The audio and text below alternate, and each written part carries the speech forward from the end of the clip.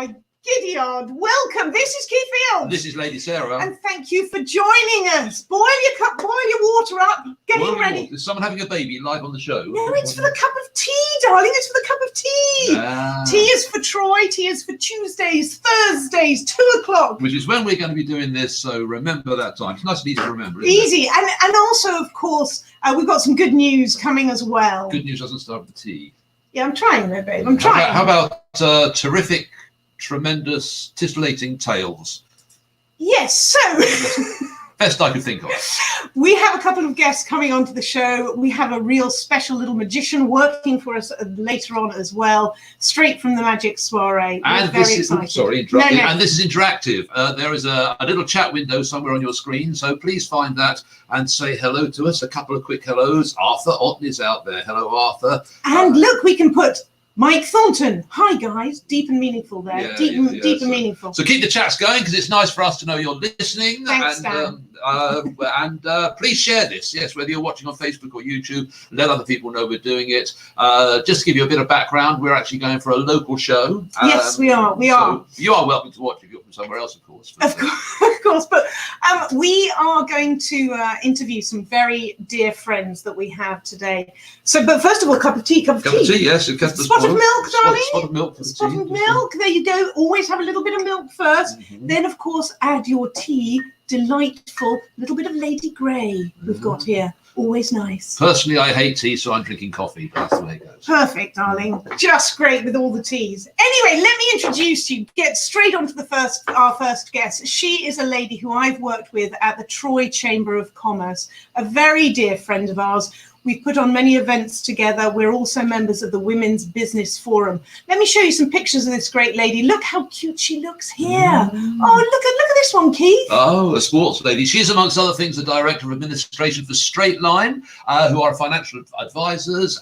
So make some noise and go wild and welcome Beth Mosshart. Yay, Beth! Let me take that off the background. Oh, my goodness. What was that? That was meant to be applause. Did you hear the applause? Oh, I liked it.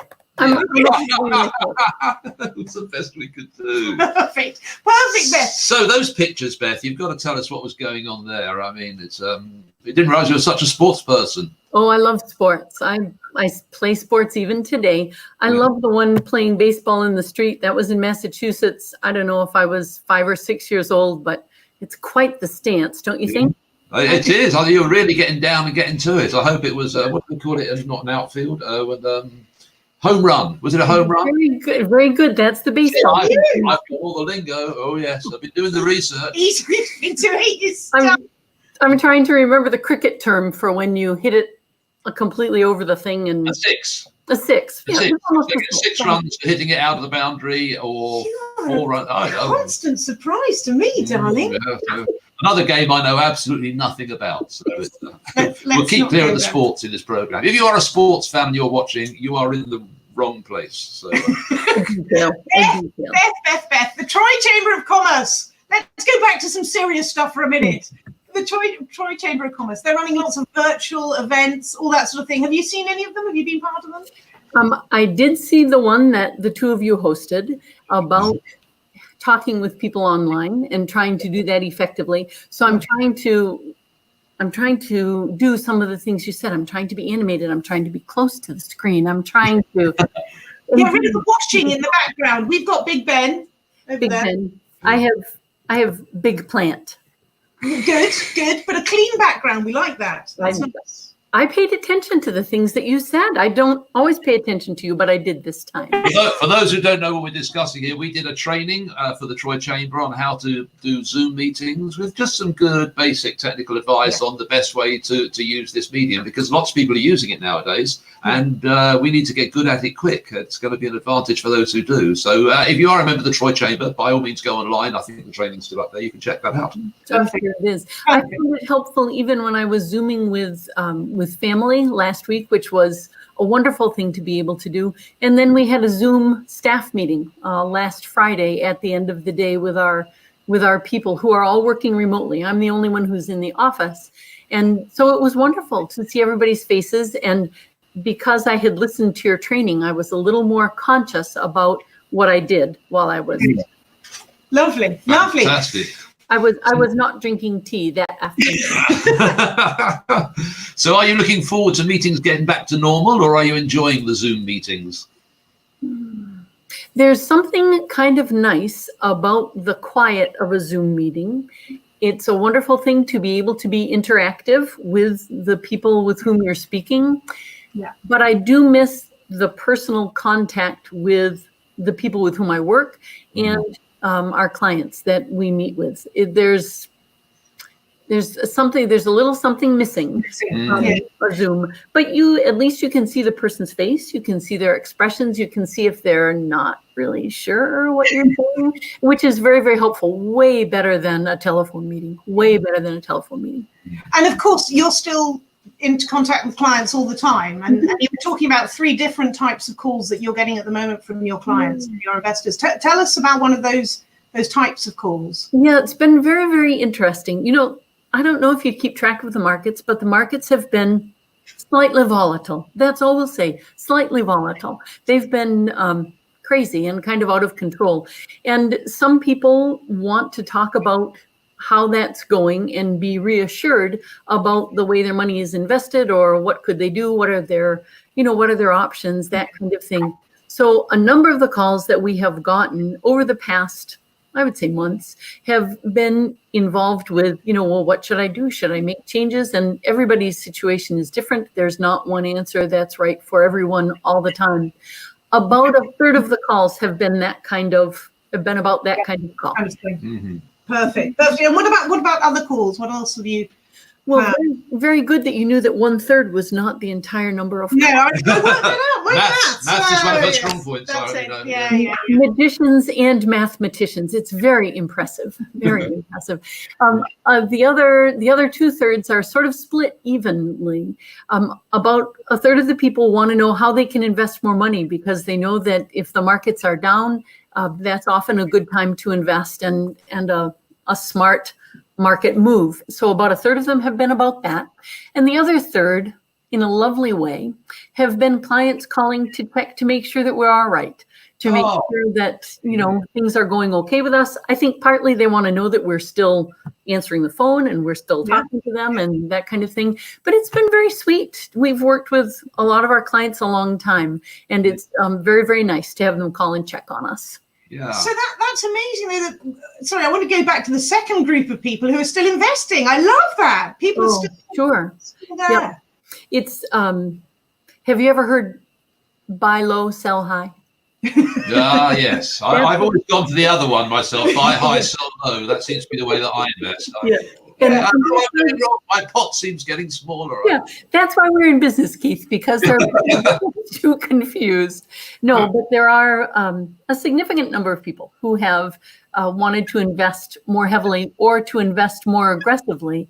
If they've been, invested more conservatively, they've decided to switch things around and, jump in more. And that's as I say, it's a personal decision for everybody. It all depends where you are on your timeline toward retirement and towards using the money. And there are a million things pardon me, that's a gross exaggeration.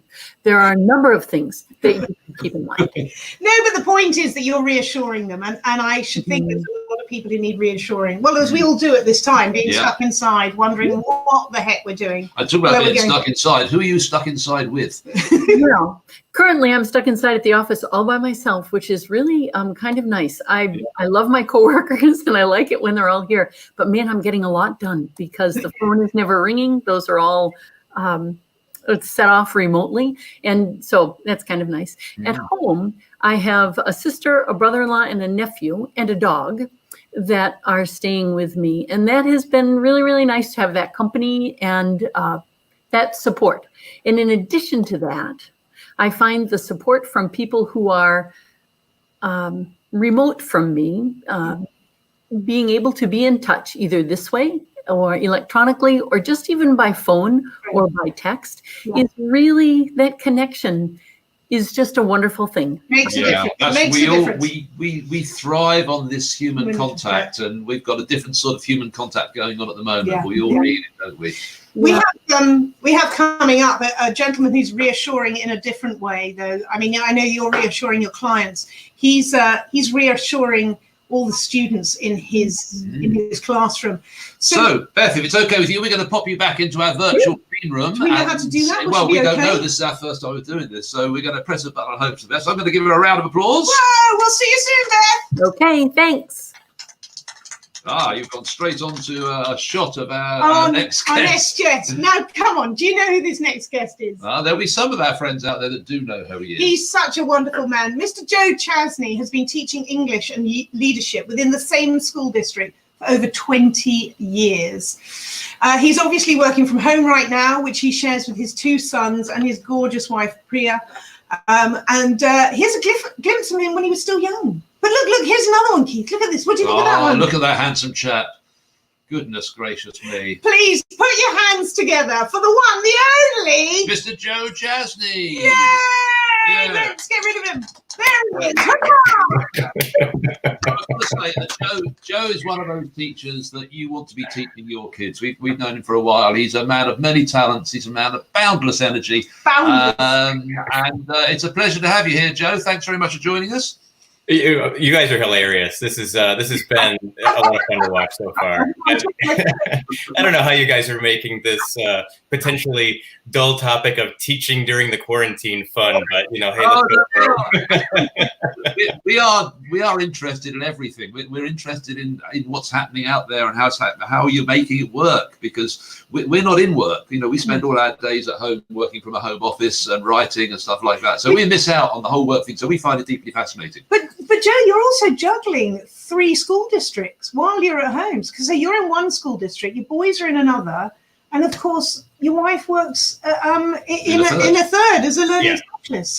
So tell me, how do you? Those are 3 different rules and regulations. Yeah. So what we do is I stay here in the office. My wife stays in the dining room, and we lock our kids in the room. In their bedroom, and keep it straight that way. It's best to keep, social distancing within the home as well, I think. I think that's good. Do the kids have to stay in opposite ends of the basement? Because I know what it was like when I was a kid in the car. Slide crackers under the door.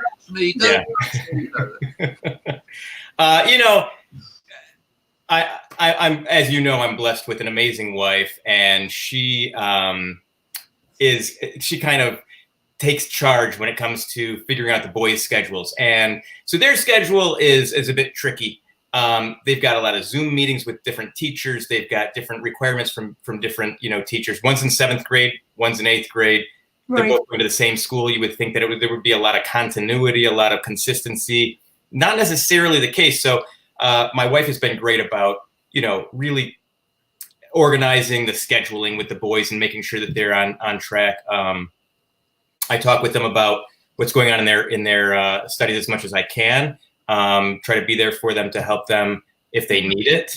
So does she. But they're relatively self-sufficient. One of the boys is having a little bit of a harder time than the other. A few more glitches, technology-wise, and fears of things not working out and not getting credit for his classes. Yeah. The other one seems to be kind of just plugging along okay. And then in the meantime, you're working with another school district. And how many students are you sort of seeing, as it were? Well, I was going to say that my wife is kind of in a fortunate situation. She's a teacher, but she's a learning specialist. So she doesn't have a class of her own. So that kind of frees her up to kind of do a few other things. She is involved in what's going on in her school, but it does allow for that, help with the boys a lot more. Yeah. With my district, I couldn't be prouder to work for Fitzgerald Public Schools than I am right now. I think that they hit the nail on the head. We've got an extremely capable and talented superintendent who I've just got the utmost respect for. Her name is Lori Fournier. What is your teaching methods now with the kids? We'll talk about what parents should be doing. This is guided through the administration, so that's why I brought that up. And so in any district, you're going to see some differences, and it's really guided, because a lot of times in districts, it's from the ground up. It's a roots up effort, and because of the way that these happen so quickly, it kind of had to be in some senses a bit of a top-down situation. Yeah. The way that we're working it at Fitzgerald is that I'm responsible for teaching my students on Tuesdays and Thursdays. I'm responsible for giving them about a 30-minute lesson, and that includes their work time per day. So for me, my students are only really responsible for about a half hour to an hour per week. Now, I'm only one of 6 of their classes. Yeah. So it does add up, and it's a juggling act for those students as well, because they've got to know, okay, I've got to see Mr. Chesney on, Google Hangouts or Google Meet, and then I've got to go see this teacher with Zoom, and I've got to go, do this, that, and the other. We do try to keep everything very consistent for the students. I was on Google Meet today with some of my students, and they were saying, we meet with some of our other teachers on Zoom. Could you do that instead? Absolutely. I want to make this as easy as I can for them. Fantastic! That's good wow. news. Good news. Wow, I'm not sure I could go from platform to platform. Yeah, they're really kind of faced with a lot right now, and for the most part, they're doing a phenomenal job. So you're still doing classes with the children, a few classes a day at various times, but for much of the time, the kids are in the under the control of their parents at home. I wonder if you could give us some sort of top tips for how parents could support their children through this from the other side of the coin, as it were. I've seen this a few times on social media, and I couldn't agree with it more. I think that the people who have the mentality of this is a great time to really connect with your families. This is a great time to kind of, especially if you've got the little ones, teach them science through exploring through the outdoors of your backyard or going for a walk in your park, because we're still allowed to do that. So there are a lot of really great opportunities, but one mistake that I think that we need to make sure that we don't make is that we don't take this too far and too strict and too stringent and too serious. There's a very, very, very strong chance that you're going to get your credit and that you're going to move on to your next grade.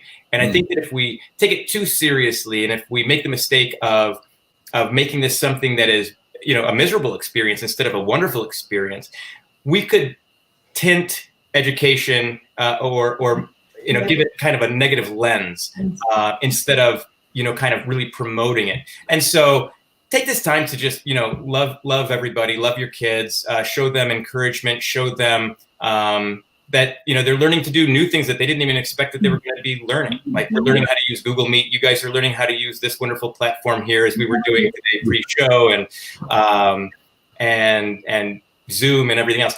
So take this time to embrace the situation and the possibilities of it, rather than looking at the negative part of it. Kind of what we say, reframing the situation, or looking at the glasses half full instead of half empty. Actually, one of the things that kids could do is get used to using these technologies and actually do classes and presentations for. Absolutely, it's the wave of the future for sure. Yeah, absolutely. Zoom meetings, telehealth, all of these things that we're doing online, face to face. It's very, very important for their future. So it's a great thing to learn right now. It really is.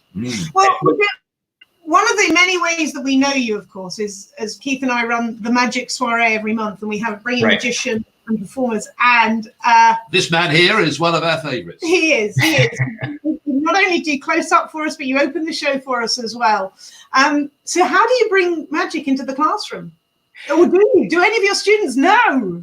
Yeah. And in fact, this year, for the first time ever, there was a student who came in the first day. He didn't even know me at all. He came in from a different district, and he came in his first day, and there he was sitting with a deck of cards, and he was doing a couple of fancy shuffles with the deck of cards. And I said, this is going to be interesting. Yeah. So I've been having a lot of fun with him. But I will tell you that it's been, it kind of goes in waves for me. But what I implemented this year was Magic Trick Monday. So what I do is on Monday mornings when I come, every day we share good things with the students. So I'll say, tell me something good. And they all share good things, whatever's on their mind. But on Mondays, instead of good things, I'll do Magic Trick Monday. And we've been having a blast with that. And I actually have been doing that. I've continued it on through, the multimedia format, which is very different. It's very different to perform for a camera. So there's been a struggle there, but it's forced me to learn, right? So Magic Trick Mondays continue on. It's been a lot of fun. So we can bring you back on, and you can do a magic trick for us another day. I now can probably perform to a camera, like 5 or 10 minutes worth of things that I've forced myself to learn for Magic Trick Mondays. So as long as that's all it takes, I can probably be capable of that. Yeah. Well, Joe, on behalf of parents everywhere, I'm going to give you this big round of applause. Oh, yes. Well done, Keith. It sounds like someone's... What is that?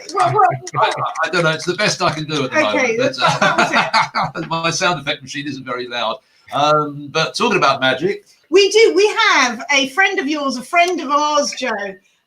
This is a guy that we first saw perform in Troy Library, of all places. Yes. A young chap. You know him well. His name is the lovely Cameron Zavara. We'll show a video. We've got a bit we're going to give you a bit of a video. A bit of a taster, a bit of a clip, because we're learning about the technology. And we're going to bring Beth back in. Let's bring Beth back in. Beth, are you ready for this? I'm ready. You're ready. Well, here's a quick clip of Cameron.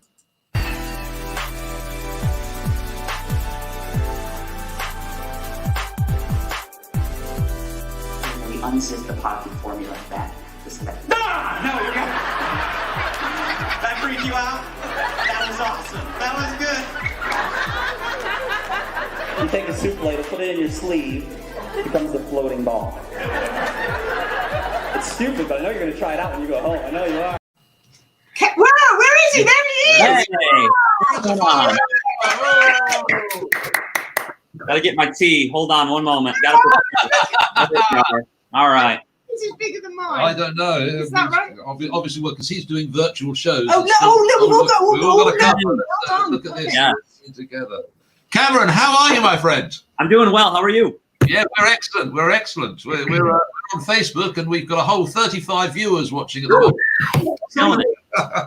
Let's do a quick shout out to a couple of them, Cameron, because I think a couple of them. Can we do that? I don't know if we can. I think we can. There's this chap here. I don't know, Oliver. Great. Who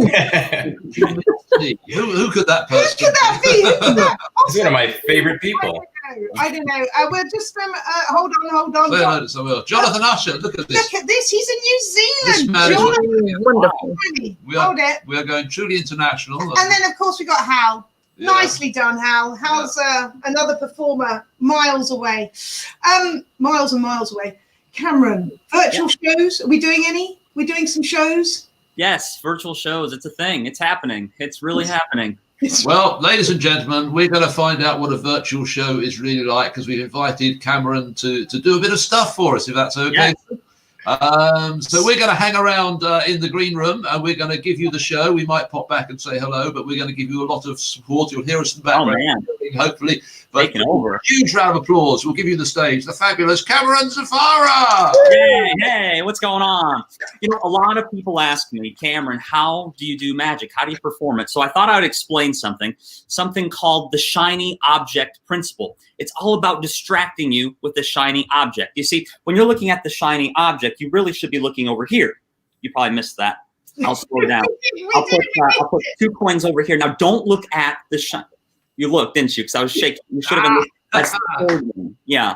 Now, if I put 2 coins there and 1 coin here, now there's a shiny object in each hand. You don't know where to look. Do you look here? Do you look there? I'll keep it simple. Watch me close. I'll put 1 coin into my hand.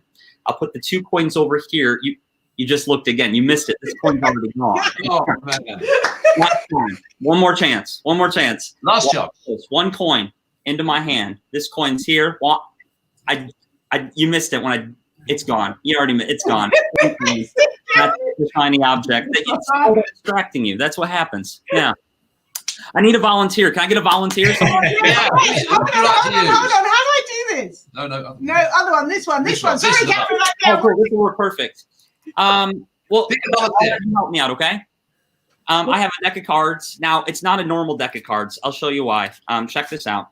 They're all in order, all right? They're all in order like this. But they're not normal because on the back of each of these cards is a picture of a little magician. You see it?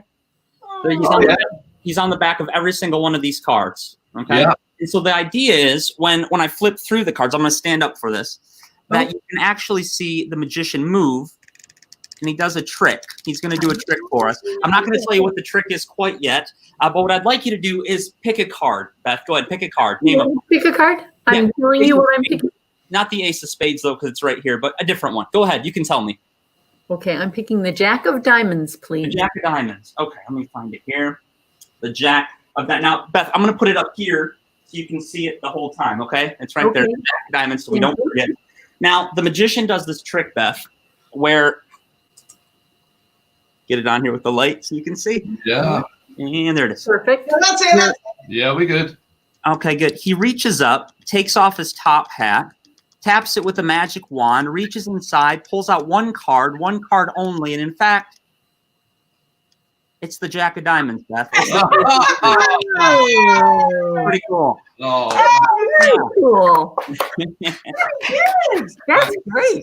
really It's fun, cool. right? It's fun. So we are doing magic, virtual magic now, which is absolutely fantastic. It's we've got to get our finger out, Joe, and get in on this game. I Yeah, think. come on, Joe. You can do this. You can do virtual magic. Listen, Not now. we're coming on the spot. I think if he's teaching middle school from home, he is doing virtual There magic. you go. Yeah. You to my rescue. Absolutely. So listen, we want to round up this little show on a positive note, and we asked all our guests to come up with a couple of positive thoughts that they'd like to share with us at the end. Beth, let's shoot for you first. Do you have a positive feeling that we can take away with us and hang on to for the rest of the week? Yes. One thing is the Tigers are undefeated. It's late in April, and the Tigers are that is the first one. The second one is, and Joe alluded to it when he was talking about perspective, I think, the difference between thinking about being stuck at home and being safe at home, and being aware when you're watching things or reading things or seeing things that we all bring our own perspective to those. I saw a video the other day of a huge wave. I mean, gigantic, had to be 60-foot wave. And there was a Sidhu, at the base of the wave, grabbing a guy and zooming him away from the wave. It was absolutely harrowing to watch. And my comment was, I can't believe the courage. Someone else had watched the same video and said, what do you mean courage? How stupid is that? She had not seen the rescue of the swimmer.